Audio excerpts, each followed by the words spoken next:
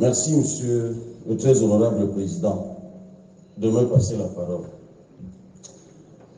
Monsieur le ministre des Arts et de la Culture, pour reprendre les propos d'une artiste, puisque nous parlons des artistes, je devrais vous dire d'entendre que vous avez appuyé sur déranger. Vous avez d'autant plus appuyé sur déranger que vous troublez finalement la tranquillité des artistes reclus dans leur malheur.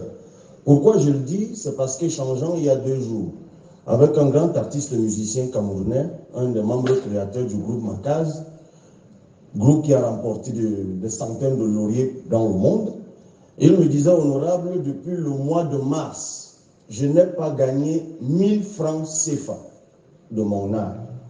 Et pendant que je suis en train de ruminer mon malheur, j'apprends que vous avez une loi qui régit le secteur d'activité dans lequel moi, j'exerce. Ça veut donc dire qu'il n'a pas été consulté. Il n'est pas indispensable, mais si son collègue, tout au moins de même acabit, avait été consulté, lui, il l'aurait su. La preuve, la plupart des artistes n'ont découvert le texte que par nous, y compris leur teneur, c'est tout à fait normal. Première question, monsieur le ministre. Pourquoi n'avez-vous pas consulté les artistes? Vous avez certainement suivi le tollé général qu'il y a. Tous les collègues ici ont reçu dans leurs inbox de WhatsApp et autres des textes des artistes qui nous disent sauvez-nous, faites tout, ne laissez pas passer cela. Pourquoi l'avez-vous fait? Vous avez dit en commission au commissaire qu'ils seront plus et mieux consultés pour les textes d'application. C'est ça la gouvernance par embuscade. Au moment de consulter les gens pour bâtir l'essentiel, vous refusez de le faire, vous voulez les consulter après pour les textes d'application. J'allais dire, c'est même un brin provocateur. Et en plus, monsieur le ministre, est-ce que vous savez même que vous avez tout simplement tapé à côté? Et je vous le dis au sens propre. C'est bien que votre collègue de l'administration territoriale soit encore là. Vous avez révisé le mauvais alinéa. Parce que l'alinéa 4 que vous avez révisé, et un des collègues le disait tout à l'heure au MINAT, met la loi sur les associations artistiques et culturelles en totale contradiction, et je pèse mes mots.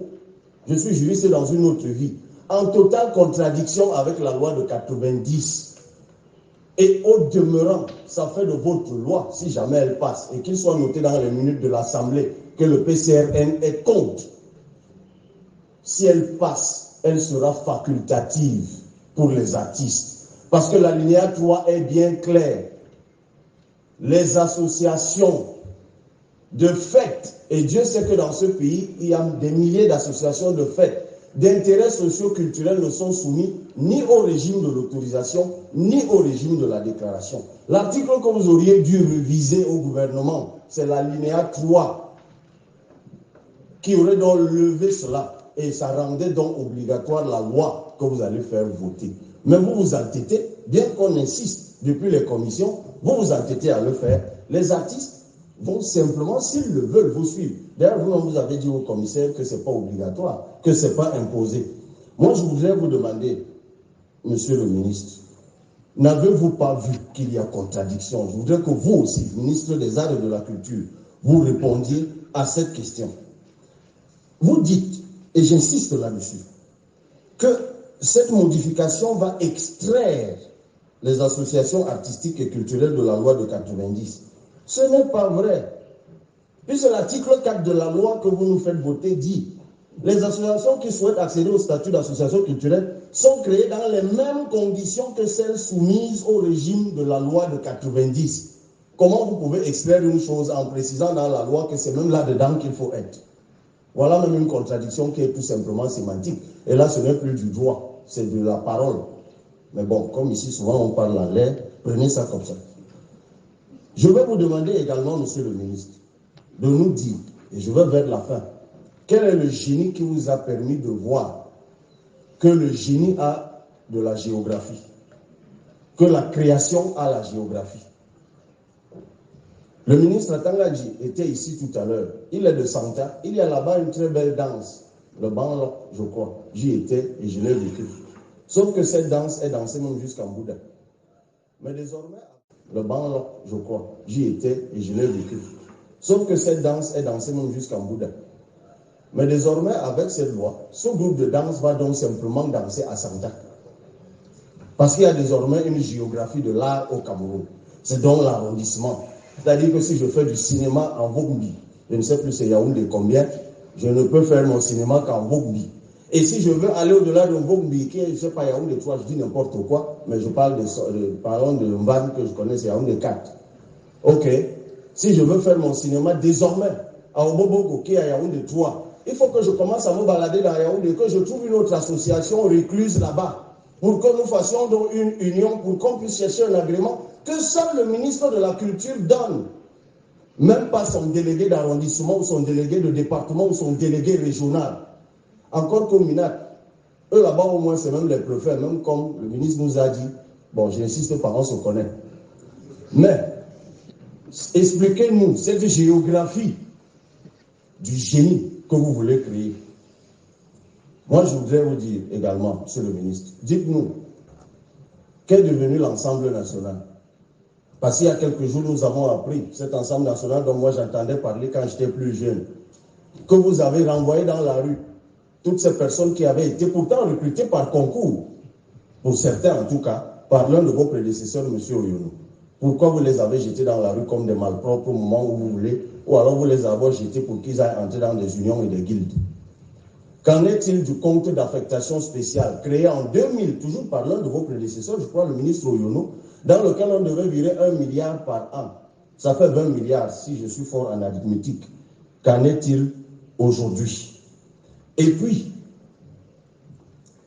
dernière question peut-être, qu'en est-il des collectivités territoriales décentralisées? Je voudrais, monsieur le ministre, que vous nous parliez un peu du mouvement culturel national, parce que vous ne l'avez pas défini dans la loi. Les collectivités territoriales décentralisées, au regard de la loi votée récemment ici, en décembre, ont quand même des compétences en la matière, notamment l'organisation au niveau local des journées culturelles, des manifestations culturelles, la gestion des orchestres et ensembles lyriques traditionnels et autres. Mais nulle part dans une loi fondatrice du mouvement national, peut-être que ça existe dans d'autres textes, et je m'en excuse si c'est le cas. Honorable Cabral, vous cognez trop sur le ministre.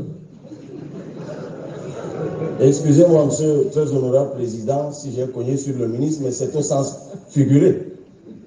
Il ne risque pas de sortir d'ici avec la moindre bosse.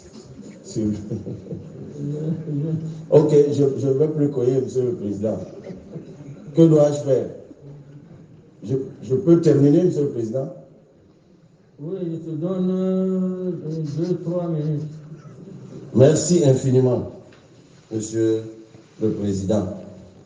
Je voudrais simplement finir déjà avec cette question sur les collectivités territoriales décentralisées, afin que vous nous disiez quelle est la place, puisque dans la loi, nous avons essayé de la dire, mais ça peut nous avoir échappé, quelle est la place que vous accordez aux collectivités territoriales décentralisées. Et pour finir, vous dites que quand même des associations réussiraient dans cette difficultueuse alchimie à créer guildes, tout ce que vous voulez, j'en oublie, et qui seraient arrivés au Graal, qu'est la fédération, pour qu'une fédération puisse travailler en partenariat avec une autre fédération à l'étranger, on parle bien d'art et de culture et pas de politique ou de terrorisme, il faudrait que vous leur accordiez, une fois de plus, l'accord.